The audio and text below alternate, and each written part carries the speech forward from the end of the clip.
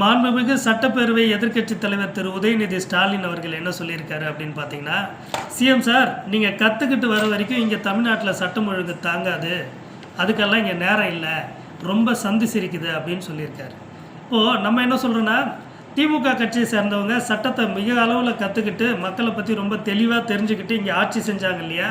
இந்த கடந்த 5 வருடங்களில் நடந்த கொலை மற்றும் கற்பழிப்பை பற்றி மட்டும் சொல்கிறேன்.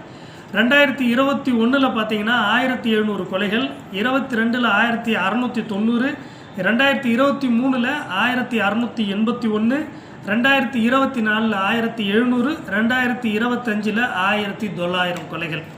இப்போ கற்பழிப்பு பார்த்தீங்க அப்படின்னா 2021 442, 2022 446, 2023 கொஞ்சம் குறைஞ்சி 406, 2024 471, 2025 401 கொலைகள். இதில் சிறு கற்பழிப்புகள் இதில் வந்து பார்த்திங்கன்னா சின்ன குழந்தைங்க 2 வயசு குழந்தைங்கள்லேருந்து மூதாட்டிகள் வரைக்கும். அதே மாதிரி ஆணவ படுகொலைகள் கடந்த 5 வருடங்களில் மட்டும் 59 ஆணவ படுகொலைகள்.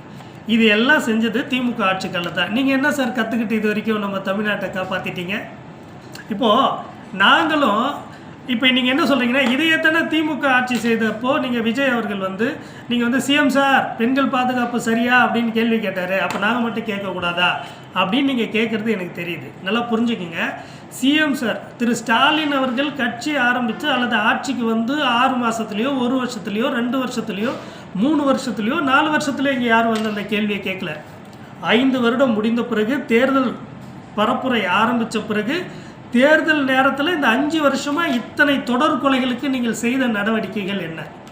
அப்படி பார்த்தோம்னா எடப்பாடியார் காலத்திலையும் இதே கொலைகள் நடந்தது, இதே மாதிரியான தண்டனைகள் வாங்கி கொடுக்கப்பட்டது. இப்போயும் பார்த்தீங்கன்னாக்கா திமுக ஆட்சி காலத்திலையும் இங்கே அதே கொலைகள் அதே தண்டனைகள். அப்போது சட்டத்தில் பெண்கள் கற்பழிப்புக்கும் ஆணவ தடுப்பு கொலை சட்டங்களுக்கும் அதே மாதிரி பார்த்தீங்கன்னாக்கா தொடர் கொலைகளுக்கும் என்ன மாதிரியான சட்ட வரையறைகளை நீங்கள் கொண்டு வந்தீங்க? இதுதான் கேள்வி.